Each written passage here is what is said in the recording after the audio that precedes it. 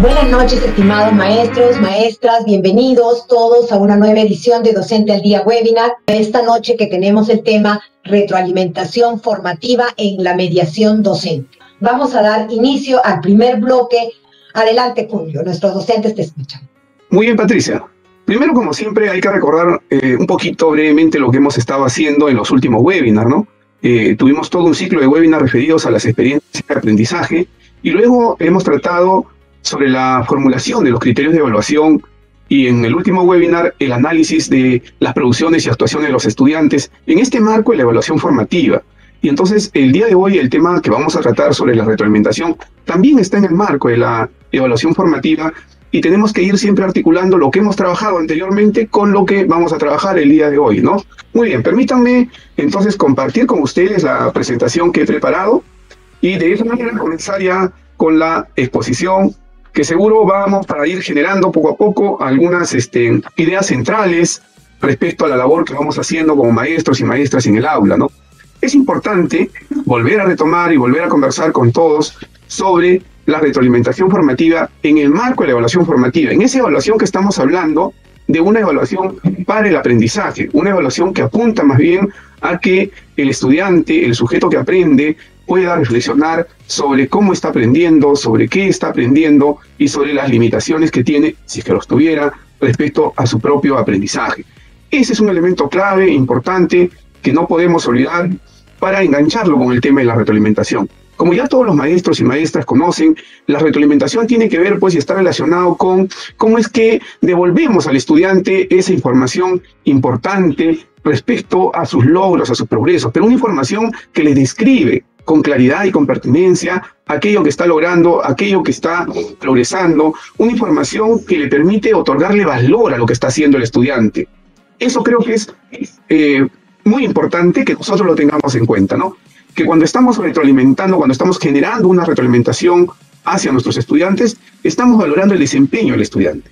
A partir, de hecho, del análisis de las evidencias de aprendizaje, si se diera el caso, o también posiblemente, si es que estoy en una interacción en un aula virtual, estoy en una interacción en un Zoom, estoy en una interacción inmediata con el estudiante a través de los canales virtuales, una retroalimentación también inmediata sobre lo que ellos están preguntando, repreguntando o sobre las dudas que estamos teniendo. Siempre centrado en el propósito del aprendizaje, siempre centrado en aquello que queremos nosotros lograr como elemento clave de aprendizaje para los estudiantes, ¿no? Con claridad, con pertinencia, en el momento adecuado, otorgándole un valor a lo que está realizando el estudiante en el proceso mismo del aprendizaje. Otro elemento que quería retomar, y por eso el primer gráfico de la izquierda, es que no olvidemos lo que nos presentaba los colegas de primaria y secundaria, Seña en este caso, en la semana pasada, o el webinar anterior, ¿no? Que nos hablaba de esa ruta, de ese recorrido de la experiencia de aprendizaje. ¿Y por qué señalo el recorrido de la experiencia de aprendizaje? Porque la retroalimentación no se restringe a un momento concreto, ¿no? A veces, cuando hablamos de retroalimentar a partir del análisis de las evidencias de aprendizaje, como que asumimos la idea de que entonces retroalimento al final, retroalimento cuando ya estoy terminando, retroalimento después de analizar la evidencia. Y no es así, más bien es un proceso continuo, es un proceso permanente. El docente siempre lo está realizando. En la presencialidad, en todo momento, el maestro o la maestra está retroalimentando, está en el proceso de la mediación del aprendizaje, genera también momentos y situaciones para retroalimentar, reflexionar con los estudiantes, también confrontarlos seguro a lo que están haciendo y de esa manera ir generando pues aprendizajes cada vez mucho más sólidos y más fuertes en sus propios estudiantes. Entonces, no se restringe a un momento específico, sino más bien se da en todo el proceso del aprendizaje, es continuo, es permanente y como dice Nijovic, siempre hay que tener en claro hacia dónde queremos nosotros enfocar la retroalimentación, cuál es el foco de la retroalimentación, ¿no? Es cierto que retroalimentamos en este marco de la evaluación formativa para el aprendizaje. Es cierto que estamos apuntando al desarrollo de la competencia y que el estudiante sea consciente de cómo está aprendiendo y qué está aprendiendo. Pero también tenemos que recordar que más aún en este contexto de pandemia que estamos viviendo, tenemos que generar pues estas situaciones y estos canales de comunicación positivo, recordando que primero está la esencia humana, primero está el estudiante como persona, como sujeto. Y luego los procesos que estamos desencadenando no se contraponen, más bien se articulan. Y he visto con mucha gratitud la experiencia de maestros y maestras que han hecho una excelente combinación en esos dos procesos, ¿no? Primero consultando, preguntando a sus estudiantes cómo están respondiendo a esta situación, de qué manera están pasando estos momentos, pues que son momentos de tensión para nosotros por la enfermedad, por el COVID, pero a la vez luego encajar ese trabajo con lo que están haciendo y con cómo están aprendiendo, ¿no? Eso es importante entonces tener en cuenta que es un proceso continuo, permanente, y que no lo podemos restringir a un momento específico de la propia experiencia de aprendizaje. Entonces, como veníamos diciendo, ¿cuándo una retroalimentación es eficaz? Pues es eficaz cuando estoy enfocado a identificar desde la actuación del estudiante o de la producción del estudiante, el proceso mismo, el desarrollo de la experiencia, estoy identificando sus logros, sus progresos. Esos logros y progresos que los puedo identificar con claridad y pertinencia porque cuento con criterios de evaluación claros y explícitos. Porque esos criterios de evaluación claros y explícitos con los cuales yo cuento, se los he dado a conocer a los estudiantes. Pero no solo se los he dado a conocer, sino que con ellos hemos reflexionado qué implica cada uno de esos criterios, qué le está pidiendo cada uno de esos criterios de evaluación, ¿no? Y cómo es que esos criterios de evaluación están determinando de alguna manera las características y la calidad de la producción o actuación que ellos van a realizar y que luego para nosotros pues va a ser una evidencia de aprendizaje. Pero también es eficaz cuando el maestro reconoce y asume los errores que pudieran haber de nuestros estudiantes, las dificultades que pueden tener ellos, más bien como una oportunidad para construir, una oportunidad para reflexionar, una oportunidad más bien para comenzar a generar procesos en los cuales docente y estudiante reflexionan sobre lo que estamos haciendo y cómo lo estamos haciendo, y reflexionan qué puede estar provocando esos errores, ¿no? Eso hay que ser conscientes, porque a veces si bien decimos, sí, pues es una retroalimentación que apunta al logro, entonces decimos, ya, o sea, solo puedo decir lo bueno que está haciendo, no puedo decir otra cosa, y no estamos señalando eso. Lo que señalamos es que apuntamos en el sentido de identificar sus logros, sus progresos, sus avances, pero si los hubiera también, los errores que tuvieran. Pero aprovechar el error como un elemento didáctico, pedagógico, para construir conocimiento desde el error y para reflexionar de esos posibles errores que pudieran tener nuestros estudiantes, ¿no? La retroalimentación, entonces, nos permite a nosotros como maestros, como maestras, prestar una atención, focalizar, poner un centro de atención a cómo están aprendiendo los estudiantes, a qué procedimientos están utilizando, de qué manera están haciendo las actividades, produciendo ellos. Nos permite a la vez, porque siempre la retroalimentación tiene dos aristas, ¿no? La arista para el aprendizaje y la arista para la enseñanza. Y entonces, si bien a mí me permite prestar atención a esos procedimientos que emplea el estudiante para aprender, también me permite a mí, como maestro, como maestra, reajustar mis estrategias de enseñanza para responder a esas necesidades de aprendizaje que estoy identificando en mis estudiantes. Y si yo voy a reajustar esas estrategias de enseñanza, entonces pues tengo la oportunidad de diseñar nuevas situaciones significativas, situaciones relevantes, de brindarles andamiajes, apoyos, y si fuera necesario de modelar en algún momento para fortalecer el aprendizaje de mis estudiantes. Es importante también que cuando yo estoy generando procesos de retroalimentación, pueda comenzar a medir y a pensar sobre cómo está mi relacionamiento con la familia, mi relacionamiento con los estudiantes. ¿Cuáles son los canales de comunicación? Y si esos canales de comunicación están siendo efectivos o no están siendo efectivos. O de qué manera los puedo ir mejorando, ¿no? Hemos vivido los días lunes, es interesante, también en Docente al Día Webinar, nuestros colegas que están trabajando el tema socioemocional han ido compartiendo algunas experiencias y prácticas positivas, adecuadas, que se están haciendo en diversos espacios, diversos lugares del país, de maestros y maestras que están mejorando sus propios canales de comunicación y el relacionamiento que van teniendo con los estudiantes, ¿no?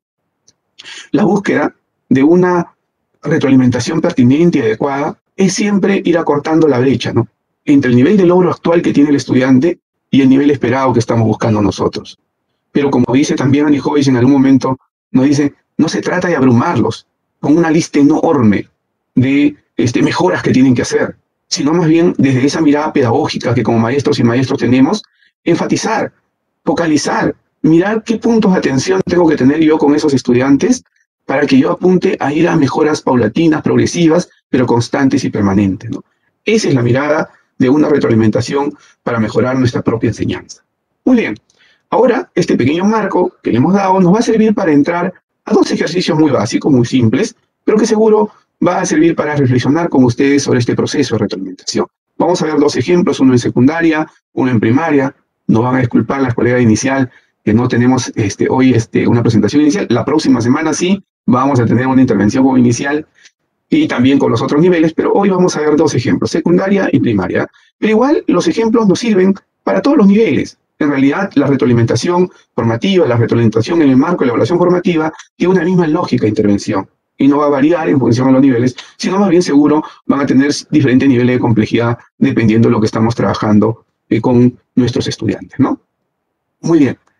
Siempre, y eso también lo habíamos visto ya en los webinars anteriores, no nos olvidemos que estamos en el marco de una experiencia de aprendizaje, ¿no? En este caso, la experiencia de aprendizaje 3 del quinto grado de secundaria, la actividad 3, reconocemos nuestras emociones y su importancia en relación con nuestra salud, y vamos a analizar muy rápidamente nomás la situación que nos está planteando, ¿no? Nos dice que el virus SARS-CoV-2 y sus variantes a nivel mundial, nacional y local siguen afectando la salud de la población. También observamos condiciones desfavorables en el ambiente que ponen en mayor riesgo la salud de la población.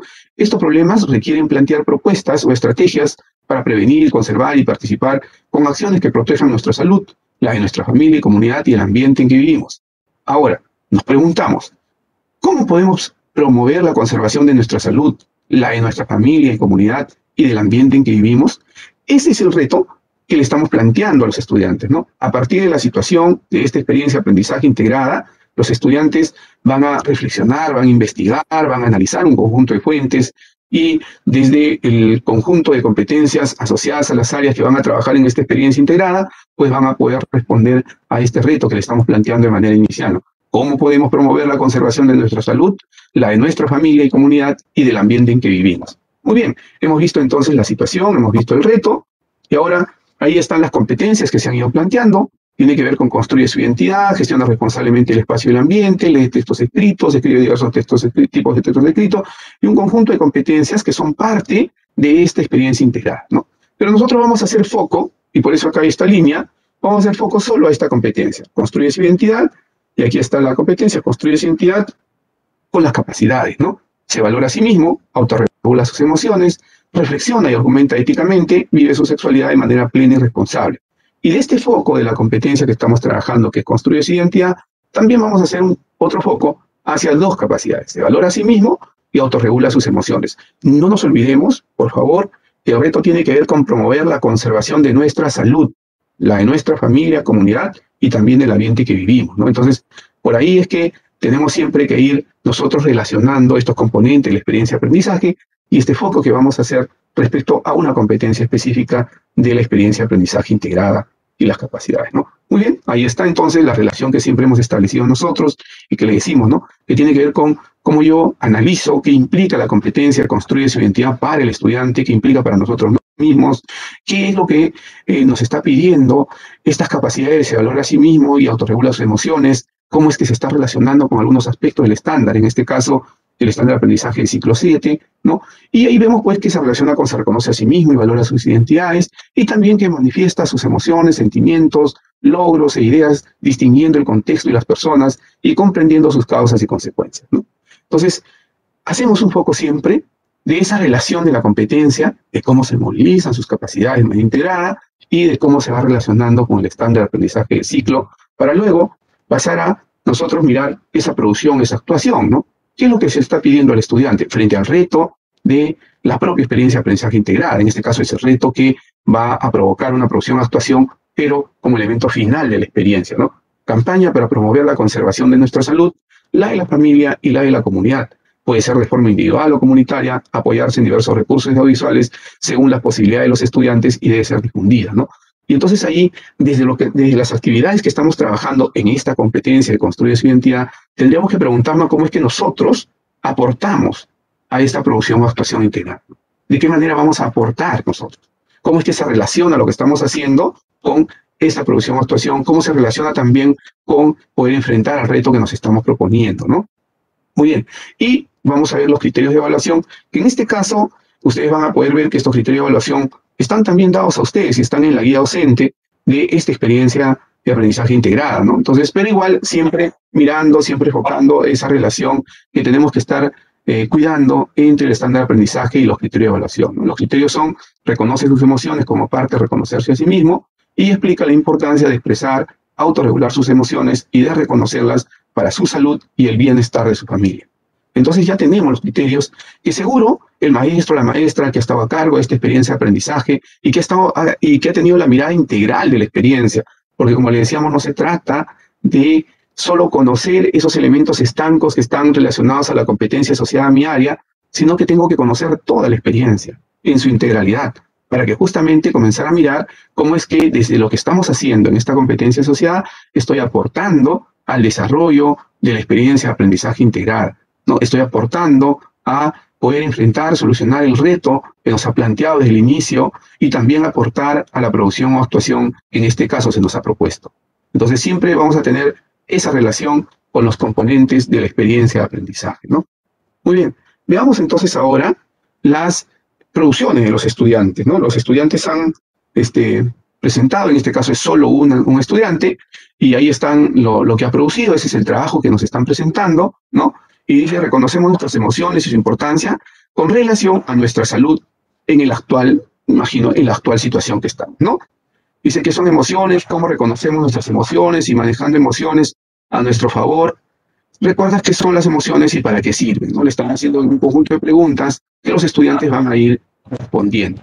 No nos olvidemos de los criterios. Reconoce sus emociones como parte de reconocerse a sí mismo. Explica la importancia de expresar, autorregular sus emociones y de reconocerlas para su salud y el bienestar de su familia, ¿no? En este primer elemento que vamos a ver en el lado izquierdo, sobre qué son las emociones y cómo reconocerlas, el estudiante en este caso, bueno, hace un pequeño gráfico sobre las emociones, con los emoticones que expresan diferentes momentos en los cuales la emoción se puede estar representada. ¿Para qué sirve? Se pregunta, ¿qué son las emociones? Y cómo reconocerlas, cómo reconocer nuestras emociones, ¿no? Entonces va respondiendo a ello, y luego, en un organizador visual, más bien ya organiza alguna información concreta sobre las emociones, conceptos, tipos, funciones, bases, consejos también sobre cómo regular y autorregular las emociones, consejos que tienen que ver con la inteligencia emocional y la capacidad para poder entender y percibir las emociones y poder regularlas. Entonces, vamos viendo aquí que ya el estudiante va construyendo a través de estas producciones una respuesta a estos criterios de evaluación que le hemos dado, pero de hecho en el marco de toda la actividad que está desarrollando y con las fuentes que están revisando. Y es importante y es interesante cómo es que cada vez más los maestros y maestros no solo están acudiendo a las fuentes y a la información que se les está proporcionando en las experiencias de aprendizaje, sino que también están acudiendo a muchísimas fuentes más, y eso hace pues que el estudiante tenga un mayor abanico, unos mayores elementos para poder responder a los trabajos que se le va solicitando, ¿no? Muy bien, estos son los dos primeros producciones que va planteando, y termina con esta, y aquí donde ya el estudiante se le plantea, dice, a partir de lo aprendido durante el desarrollo de esta actividad, reflexionamos y respondemos la pregunta. ¿Por qué es importante reconocer nuestras emociones y cómo éstas nos ayudan a preservar nuestra salud? Y el estudiante señala, responde, ¿no? Dice, es muy importante reconocer nuestras emociones porque es algo que sentimos en todo momento, sobre todo las emociones negativas, ya que si lo sabemos controlar adecuadamente, podemos ocasionar problemas graves. Por ejemplo, si estamos con COVID-19 y comenzamos a sentirnos tristes y sin ánimos y energía, eso afectaría a nuestra salud y es algo que no queremos, por lo cual debemos analizar las acciones que hacemos con una mente positiva. Habría entonces ahí que preguntarnos, maestros, maestras, ya en el análisis propio de la evidencia, si es que con este pequeño párrafo que ha escrito el estudiante respecto ya a la reflexión que se le está solicitando, pudiésemos analizar si el estudiante ha podido explicar la importancia de expresar, autorregular sus emociones y de reconocerlas para su salud y el bienestar de su familia. Entonces, no se trata hoy de hacer una evaluación, un análisis de la evidencia misma, pero sí hay que preguntarnos, ¿no? Ese es el criterio que orientaba y hay que preguntarnos si el estudiante logró o no logró el elemento de calidad que se le estaba pidiendo en el criterio de evaluación, ¿no? ¿Por qué esto es importante? Porque ambos criterios nos sirven para nosotros para valorar el trabajo del estudiante, para poder analizar la producción del estudiante. Y a partir de ese análisis, a partir de lo que nosotros vamos analizando la producción del estudiante, es que podemos brindar una retroalimentación. Sin criterios claros, explícitos, adecuados, es muy complicada una retroalimentación, porque entonces partiríamos de elementos subjetivos. Pudiésemos decir, por ejemplo, que es cierto, sí, pues este organizador visual tiene un conjunto de conceptos y seguro le ha llevado bastante tiempo al estudiante, ¿no? Pero esos son elementos que seguro le tienen que ir ayudando para que pueda explicar la importancia de expresar, autorregular sus emociones y reconocerlas para su salud y el bienestar de su familia, ¿no? Entonces, los criterios nos van a ayudar a analizar las producciones y actuaciones de los estudiantes, nuestras evidencias de aprendizaje, pero a la vez los criterios también nos ayudan para poder brindar una retroalimentación adecuada y pertinente al estudiante. Entonces, por ejemplo, aquí hacemos un ejercicio, por ejemplo, por si acaso un ejercicio, no es un modelo, no lo tenemos así, es un ejercicio inmediato sobre esta producción y actuación del estudiante, ¿no? Juan, ¿has logrado reconocer tus emociones? Señalando que lo haces cuando analizas cómo actuamos y siendo capaz de identificar muchas emociones. Pero, ¿cómo reconocer tus emociones? ¿Te ayudan a valorarte a ti mismo? Porque esa parte de valoración a sí mismo no se encuentra en el trabajo que está el estudiante. Entonces le decimos, ¿cómo reconocer tus emociones? ¿Te ayudan a valorarte a ti mismo? Le planteamos más bien una pregunta más de reflexión, ¿no? También buscas explicar la importancia de reconocer y autorregular tus emociones cuando señalas, ya que si no lo sabemos controlar adecuadamente, podemos ocasionar problemas graves. Además, logras vincular a través de un ejemplo la relación de las emociones con tu salud personal, aunque en este punto es importante presentar la información de forma clara y detallada. Para ello puedes utilizar diversas fuentes de información. Para mejorar aún más tu trabajo, te pido reflexionar sobre cómo puedes expresar adecuadamente tus emociones en la interacción con tu familia. Entonces, ¿qué estamos haciendo aquí, colegas? Lo que estamos haciendo primero es ver qué es lo que hace, qué es lo que está logrando el estudiante.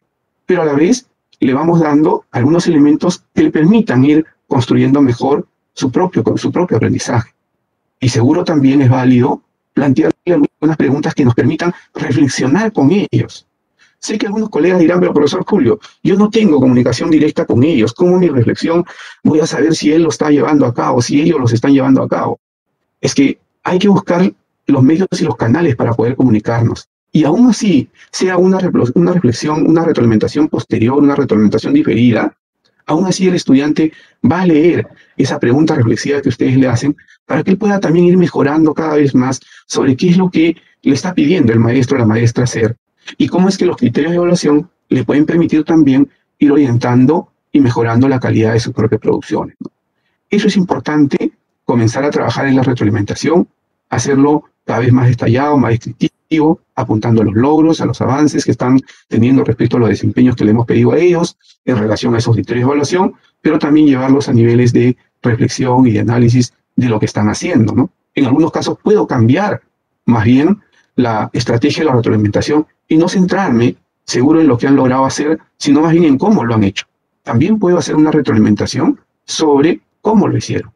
Cómo es que a través de la organización de la información, la jerarquización de la información, lo hemos podido pasar a una pregunta de reflexión, a una pregunta más bien ya de explicar cómo es que estas emociones pueden ayudarle a mejorar su salud. Entonces también podemos ir a una retroalimentación sobre el proceso del aprendizaje mismo, sobre cómo está realizando el estudiante su aprendizaje, ¿no? Muy bien.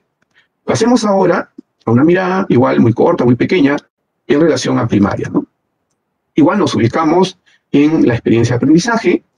Más bien es una experiencia de aprendizaje integral de tercer y cuarto grado de primaria, y las actividades, identificamos diversas actividades que contribuyen a la convivencia familiar, ¿no?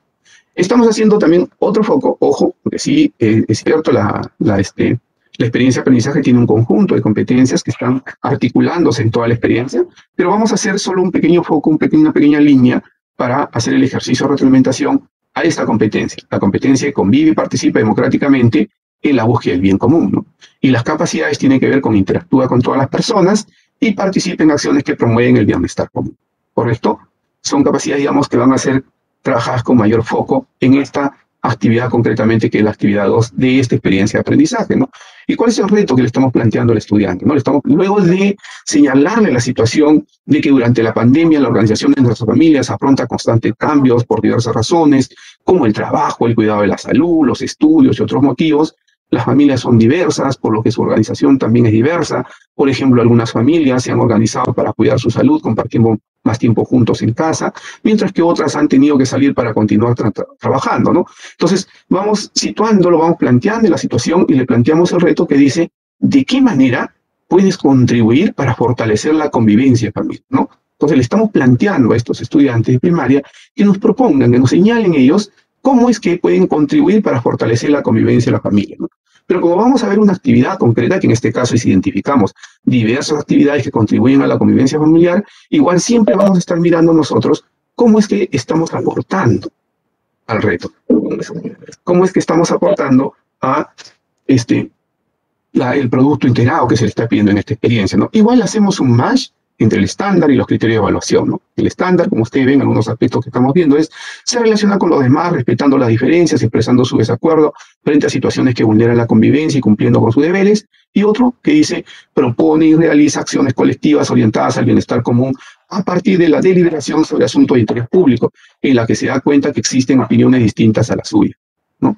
Y los criterios de evaluación que vamos a mirar en este caso es propone y organiza en familia un cartel de responsabilidades y actividades familiares a partir de la elección democrática. Y propone actividades familiares que permiten que los integrantes de su familia elijan en qué actividades prefieren participar. Entonces vamos haciendo ese foco siempre. Igual, vamos aquí a ver dos evidencias, producciones, actuaciones del estudiante en este caso, ¿no? De la estudiante. El cartel de responsabilidades en mi hogar, que está propuesto también, ojo, en la propia actividad de la experiencia de aprendizaje, y el diálogo que ha tenido la estudiante Nájila, ¿no? Y que le ha enviado pues a su profesora pues en audio, ¿no? Dicen el diálogo que tuvo con su mamá y su tía al presentarles el cartel de responsabilidades. Ella y su mamá han acordado vaciar y ordenar los cuartos de manera interdiaria.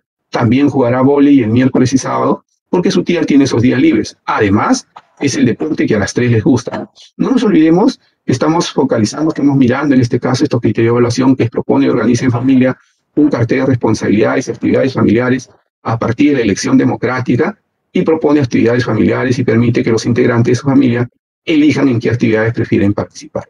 Entonces, tenemos un audio y tenemos también el cartel que nos ha enviado la foto, y con eso, pues, la maestra, el maestro va a analizar, y ahí tiene los criterios que le permitan analizar, ¿no? Ha logrado el estudiante ha propuesto y ha organizado en familia un cartel de responsabilidades y actividades familiares a partir de la elección democrática, podemos ver eso, ¿no? Propone actividades familiares y permite que los integrantes de su familia elijan en qué actividades prefieren participar. Siempre hay que ir mirando entonces esa correlación, y aquí una propuesta para la retroalimentación, teniendo en cuenta estos dos aspectos que hemos tenido, ¿no? El cartel y el audio que ha enviado el estudiante, ¿no? Nájila, has organizado en un cartel tu propuesta de responsabilidades y actividades de la semana a partir del diálogo con tu familia. Una reflexión que quiero hacer contigo es sobre cómo te organizarás para cumplir con tus responsabilidades, ¿no? Que le podemos llevar también y a otro nivel pensando en los otros criterios y las otras actividades que luego van a ir viniendo dentro de la experiencia de aprendizaje integral, ¿no? Asimismo, has propuesto actividades familiares a partir del respeto a sus tiempos y gustos, permitiendo que los integrantes de tu familia elijan en qué actividades prefieren participar. Ahora es importante reflexionar de qué manera el cumplimiento de estas responsabilidades y actividades compartidas fortalecerán la convivencia de tu familia. Entonces, igual, vamos mirando el logro que ha tenido el estudiante, que es un logro interesante, verificado tanto en el audio como en la evidencia, pero también lo llevamos ya a la reflexión que siempre nos está articulando con el reto que nos hemos planteado y con la situación que nos hemos planteado en la experiencia de aprendizaje integrada. Entonces, vamos planteándole nosotros reflexiones, esta retroalimentación sobre sus logros, sobre sus avances, pero también le generamos una reflexión que permita ir mejorando. Entonces, maestros, maestras, lo que estamos buscando es que lleguemos a los estudiantes con nuestra retroalimentación. Lleguemos a ellos de diferentes maneras, y eso lo estamos viendo. Cada vez más y más las maestras, los maestros están llegando con nuestros estudiantes a través de mensajes de textos, a través de grabaciones de audio, a través de también grabaciones, ¿no? Y no nos olvidemos que en algunos casos nosotros podemos hacer una retroalimentación individual, focalizada, solo a determinados estudiantes que tienen mayores necesidades para ir avanzando, o también una retroalimentación a pequeños grupos, ¿no? Que seguro tienen los mismos niveles o los mismos logros, o también tienen las mismas dificultades. Entonces, tenemos siempre que ir abriendo el abanico de la retroalimentación, pero pensando en esta retroalimentación formativa que nos permita ir siempre logrando ya nosotros generar en el estudiante reflexiones sobre cómo están aprendiendo, qué están aprendiendo, y fortalecer cada vez más su propio aprendizaje.